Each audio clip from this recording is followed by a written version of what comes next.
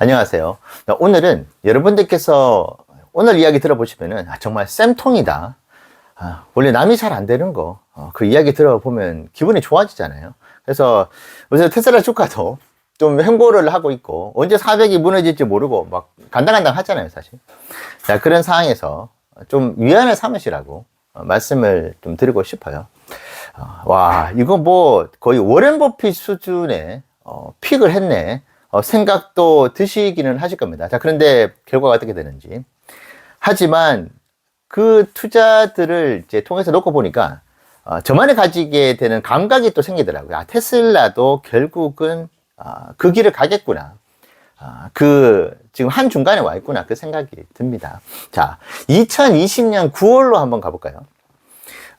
저는 본가가 대구여가지고, 이제 서울 살 때, 내려갈 때 보면 뭐가 있냐면은 2000이었을 거예요. 하이닉스 그 건물이 있습니다. 그러니까 이제 고속도로 타고 가다 보면은 하이닉스의 로고 있죠. 그것이 박혀 있는 건물이 있어요. 그래서 그 당시에 1000만 원 정도를 저희가 투자를 하고 있었기 때문에 차를 타고 가기 이제 그 길을 지날 때마다 우리 이제 저 건물 우리가 주인인 건물이 저기 있구나 하면서 이제 재미로 막 그렇게 이야기를 했었던 기억이 나는데, 그 당시 하이닉스의 주가가 제 기억에 95,000원 정도 했었던 것 같아요. 근데 저희가 95,000원 평당가로 이제 하이닉스를 1,000만 원 정도 가지고 있었다가 12만 원에 매도를 했습니다. 그러니까 지금 얼마인가요? 95만 원인가? 근데 100만 원에 육박하니까 그때 그 1,000만 원을 그대로 뒀다고 한다면 지금 거의 1억에 육박하는 금액이 되어 있을 것 같네요. 그러니까 그냥 내버려 뒀으면 됐는데 그 자산을 팔아서 엉뚱한 데 투자를 했었다. 그래서 하이닉스로 10버거죠. 이걸 놓쳐버렸다.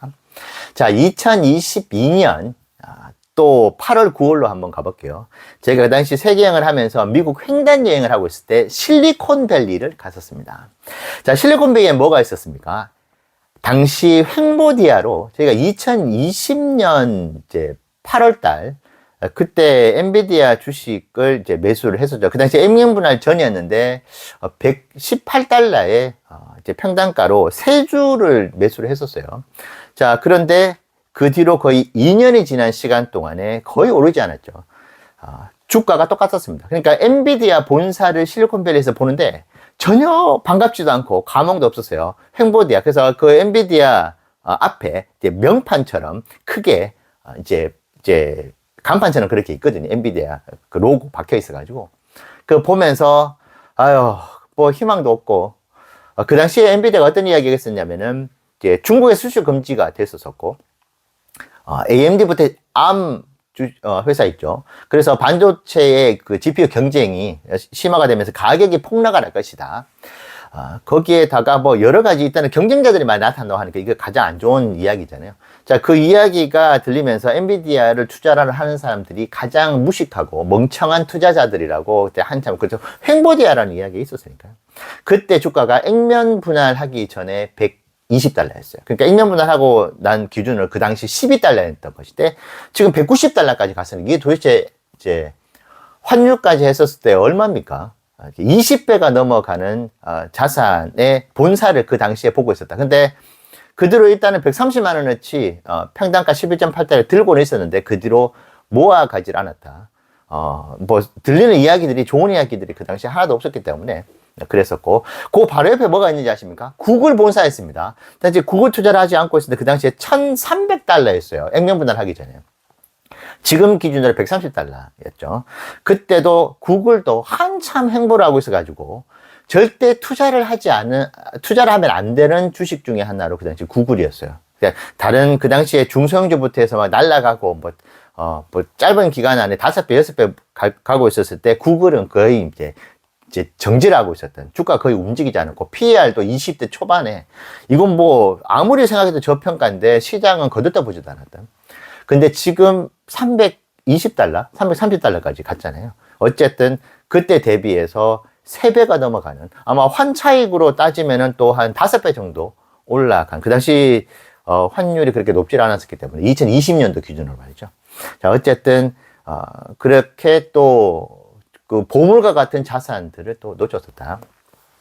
자, 그 다음에 이제 작년으로 가볼게요. 작년도에 현대차를 제가 20만 6,800원에 600만 원에 이제 손절을 하고 1억을 팔았습니다.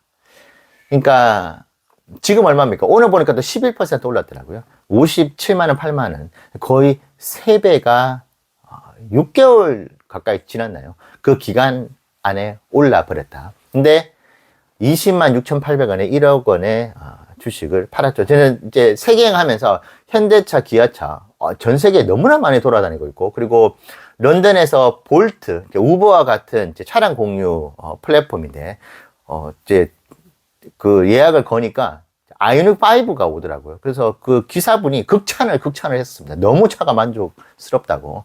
그러면서 막 너무나 말을 많이 하시더라고요. 완전 수다를 엄청 떠셨습니다.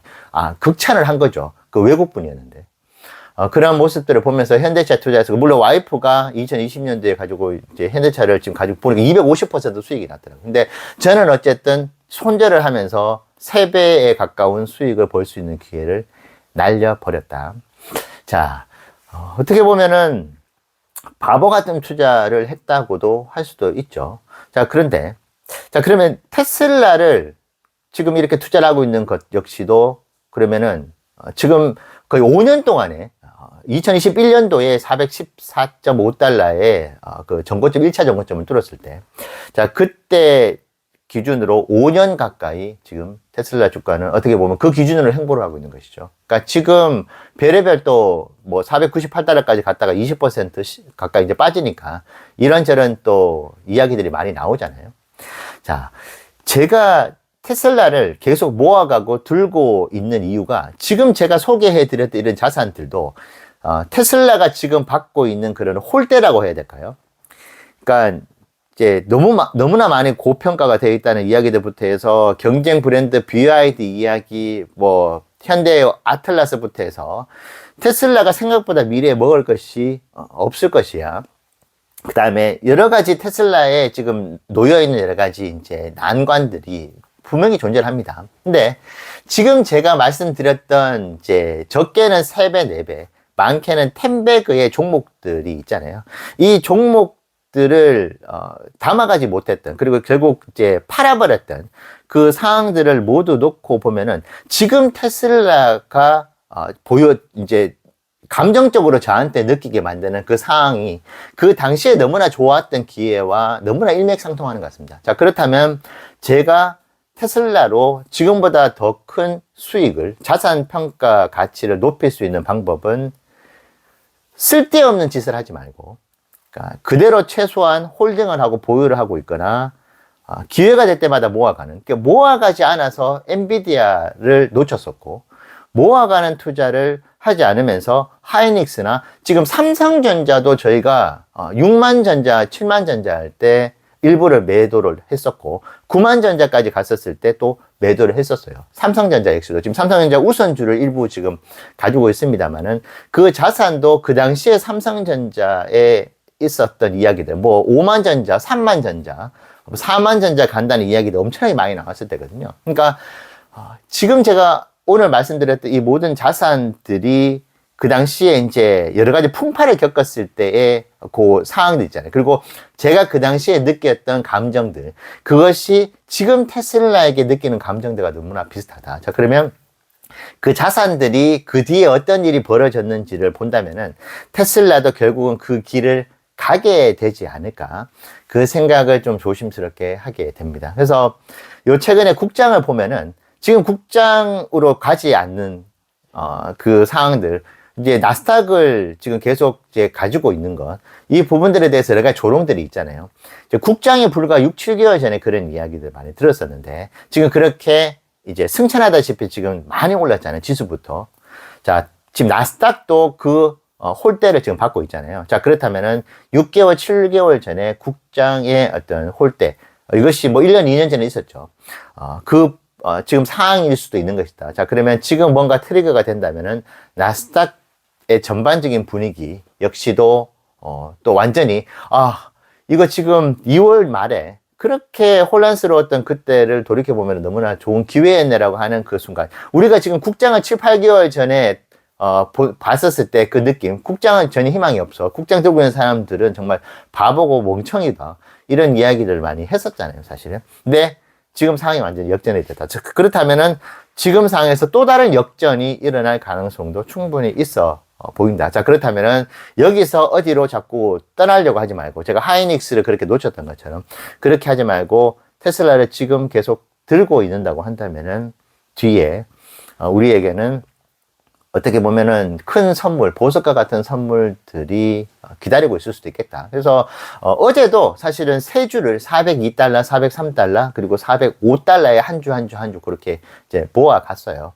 그래서 기회가 되면 오늘도 모아가는 투자, 그리고 자산 지금 가지고 있는 메타부터 해서 좀 이동을 시켜 볼까 그렇게 생각을 하고 있습니다. 그래서 시간이 지났을 때 다른 오늘 말씀드렸던 자산들이 결국은 크게 올라갔던 것처럼 테슬라도 그 모멘텀을 만들어 줄 수 있지 않을까 생각을 하고, 마지막으로 그렇게 자산들이 휘청휘청 하면서 횡보를 하다가 튀어 올랐던 자산들의 공통점은 결국은 돈을 쓸어 담았다. 그리고 그 분야에서 독보적인 기술력들을 가지고 있었던 회사들이다. 자, 그런데 테슬라도 그 요건을 지금 현재 충분히 충족시켜주고 있다. 그렇게 생각을 하고 있습니다. 자, 오늘 이야기, 참 쌤통이죠. 많은 기회들을 놓쳐버렸는데, 우리 모두 테슬라로, 제가 이제 겪었던 시행착오, 그 과오들을 겪지 않으시면 좋겠습니다. 그 마음을 담아서 오늘 영상 만들어 봤습니다. 네, 감사합니다.